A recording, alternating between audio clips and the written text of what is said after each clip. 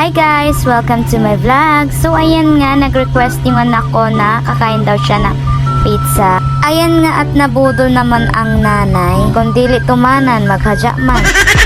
So ayan guys, kasama nga pala namin si Lindy na classmate ko. Yung in-order pala namin is isang Hawaiian at pepperoni. So ayan, naglafang na yung anak ko, 'di ba? Dahil nga nakasahod tayo ngayon for today's video, masaya naman ako kahit papano dahil nga may kita tayo dun sa Black App. Di naman talaga halata na pati ako gutom na gutom din at gustong kumain ng pizza, 'di ba? Matagal na din kasi hindi kami nakakain ng pizza ng anak ko, kaya ngayon dahil nga may sahod tayo, kaya lapang na lapang talaga ang mga person. Habang kumakain talaga kami, hindi talaga mawawala ang mga tabi or nagmamarites.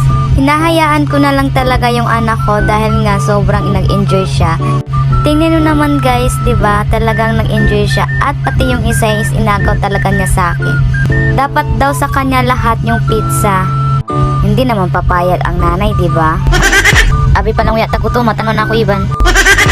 Pati pa naman sa soft drinks is nag-aagawan talaga kami ng anak ko. Hi anak ko. Mabutukan man sabta lamang. So yun lang for today's video. Bye guys!